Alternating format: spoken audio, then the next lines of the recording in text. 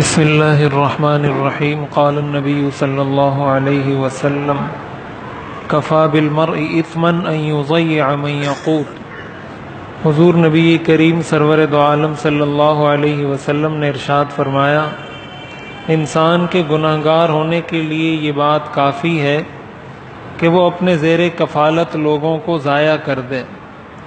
یہ ابو داؤد شریف کی روایت ہے۔ حضرت عبداللہ ابن عمرو ابن العاص رضی اللہ تعالیٰ عنہما اس حدیث شریف کے راوی ہیں، اور حدیث کے اسی مفہوم کے ساتھ یہ حدیث صحیح مسلم کے اندر بھی موجود ہے۔ اس حدیث شریف کا مطلب یہ ہے، علماء نے لکھا ہے یہ حدیث معاشرتی زندگی کے اندر بنیاد اور اصول کی حیثیت رکھتی ہے، یعنی معاشرت کے جتنے احکام ہیں وہ سارے کے سارے اس حدیث کے ضمن میں موجود ہیں۔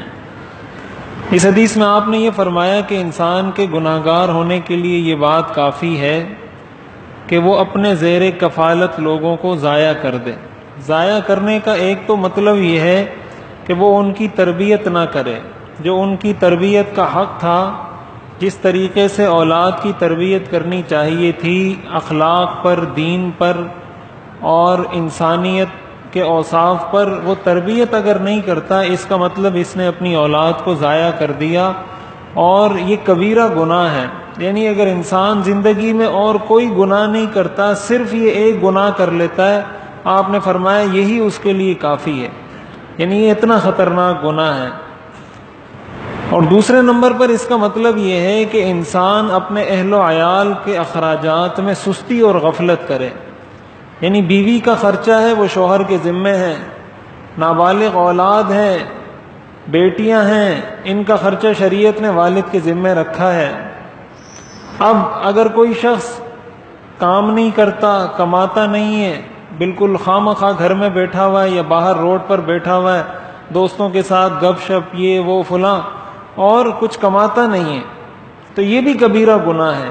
یہ بات اچھے طریقے سے یاد رکھنی چاہیے کہ عورت کا نان نفقہ شریعت نے مرد پر رکھا ہے۔ عورت کو تو مجبوری کے علاوہ گھر سے نکلنے کی اجازت ہی نہیں ہے۔ عورت کی تو اصل ذمہ داری جو شریعت نے مقرر کی ہے وہ اولاد کی تربیت ہے، کہ وہ اولاد کی صحیح تربیت کرے۔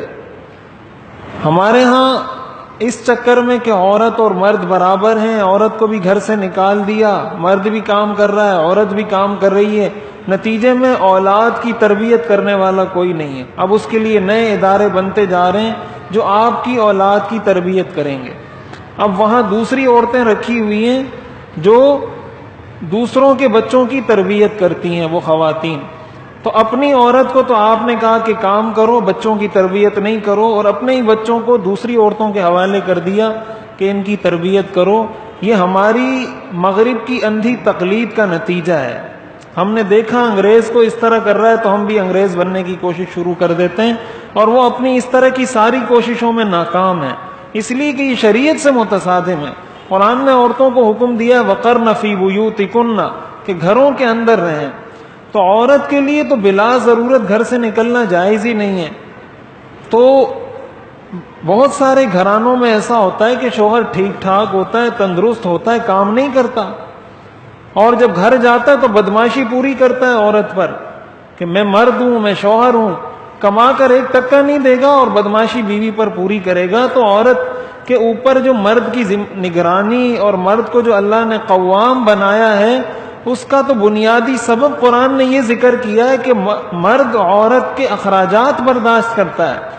الرجال قوامون علی النساء بما فضل اللہ بعضهم علی بعض وبما انفقوا من اموالهم، کہ مرد کو ہم نے اس لیے بڑا بنایا ہے، ایک تو مرد چونکہ مرد ہے تو مرد کے اندر بہت ساری وہ کوالٹیز ہوتی ہیں جو عورتوں میں نہیں ہوتی، تو ہم نے اس لیے اس کو بڑا بنایا ہے۔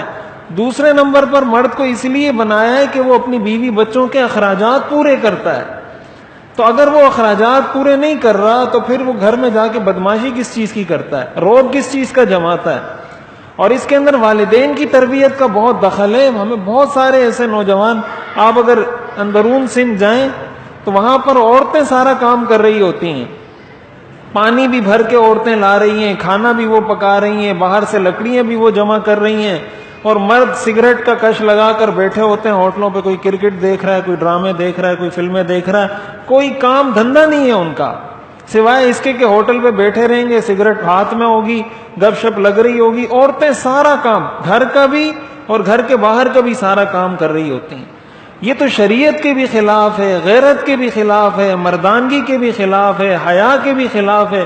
اس کی تو کوئی چیز، شرافت، اخلاق، غیرت، مذہب، کوئی چیز اس چیز کی اجازت نہیں دیتا، اور آپ نے اس کو کبیرہ گناہ بتلایا ہے کہ انسان اس چیز سے غافل ہو جائے۔ تو اس چیز کی ذمہ داری اسلام نے، شریعت نے مرد کے کندھے پر ڈال دی ہے، اور یہ مرتے دم تک اس کے کندھے پر ہے۔ اس لیے ایک تو اس چکر میں نہیں پڑنا چاہیے کہ میری بیوی کمائے گی اور میں کھاؤں گا، تو یہ یعنی کتنی غیرت کے کتنے خلاف بات ہے یہ کہ بیوی کمائے اور شوہر کھائے۔ تو ایک تو اس چیز سے بچنا چاہیے، دوسرے نمبر پر اس چیز کا پورا اہتمام کرنا چاہیے کہ اپنے بچوں کی، اپنی بیوی کی ضروریات کو پورا کیا جائے۔ ایک تو خواہشات ہیں اور ایک ضروریات ہیں، ضروریات پوری کرنا یہ ذمہ داری ہے مرد کی کہ وہ جائے باہر کمائے، کام کرے، محنت کرے اور گھر میں لا کر دے۔ اگر وہ یہ نہیں کرتا تو یہ کبیرہ گناہ کا مرتکب ہوتا ہے۔ یہ ایسا ہی ہے جیسے کوئی کسی پر ظلم کرتا ہے، یہ ظلم کی بدترین مثال ہے۔ ایسا شخص شریعت کی نظر میں ظالم ہے۔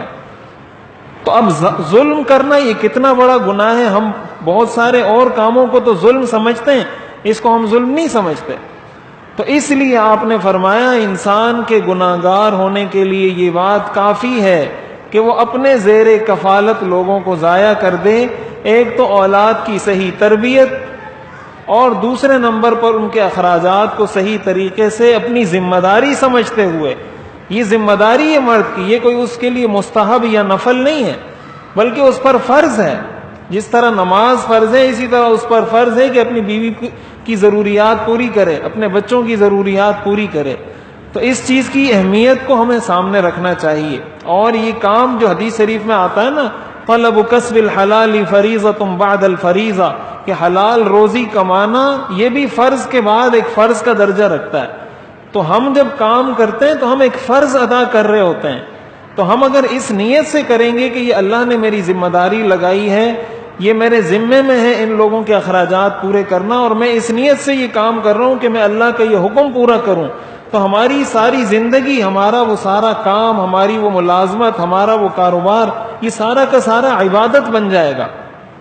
اور جب عبادت بنے گا تو ہمارے مال میں بھی برکت ہوگی، ہماری زندگی میں بھی برکت ہوگی۔ اللہ تعالی ہمیں عمل کرنے کی توفیق عطا فرمائے۔